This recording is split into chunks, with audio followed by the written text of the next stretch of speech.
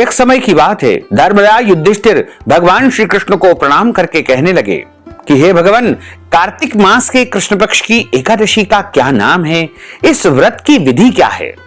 इस व्रत को करने से कौन सा पुण्य फल प्राप्त होता है? आप कृपा करके विस्तार पूर्वक मुझे इस एकादशी की व्रत कथा सुनाने की कृपा करें। भगवान श्री कृष्ण बोले कि कार्तिक मास के कृष्ण पक्ष की एकादशी का नाम रमा एकादशी है और यह एकादशी बड़े बड़े पापों का नाश करने वाली है। इसकी व्रत कथा एवं महात्म्य आज तुम्हें सुनाने जा रहा हूं, ध्यानपूर्वक सुनिएगा। भगवान कहते हैं कि हे राजन, प्राचीन काल में मुचकुंद नाम का एक प्रतापी राजा था। उसकी इंद्र के साथ मित्रता थी और साथ ही यम, कुबेर, वरुण और विभीषण भी उसके मित्र थे।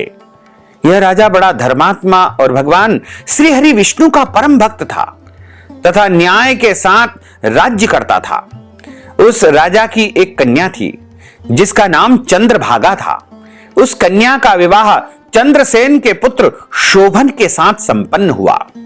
एक समय वह शोभन अपने ससुराल में अपने ससुर जी के राज्य में आया, उनके घर पर, उनके महल में आया। उन्हीं दिनों जल्द ही पुण्यदायिनी कार्तिक मास की सबसे बड़ी कृष्ण पक्ष की रमा एकादशी आने वाली थी। जब व्रत का दिन समीप आया तो चंद्रभागा के मन में अत्यंत विचार उत्पन्न हुआ कि मेरे पतिदेव अत्यंत दुर्बल है और मेरे पिता की आज्ञा अति कठोर है। दशमी तिथि के दिन राजा ने ढोल बजवा करके सारे राज्य में यह घोषणा करवा दी कि एकादशी को कोई भी भोजन नहीं करेगा।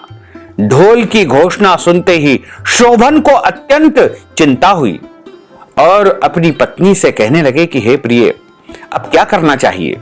मैं किसी भी प्रकार से भूख सहन नहीं कर सकूंगा। मैं भूख सहन करने में असमर्थ हूं। कोई ऐसा उपाय बताओ कि जिससे मेरे प्राण बच सके, अन्यथा मेरे प्राण अवश्य चले जाएंगे।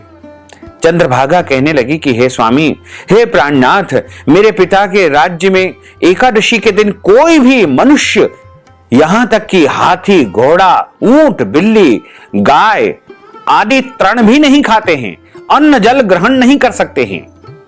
तो फिर मनुष्य का तो कहना ही क्या है। यदि आप भोजन करना चाहते हैं तो किसी दूसरे स्थान पर, किसी दूसरे राज्य में चले जाइए, क्योंकि यदि आप यही रहना चाहते हैं तो आपको अवश्य ही व्रत करना पड़ेगा।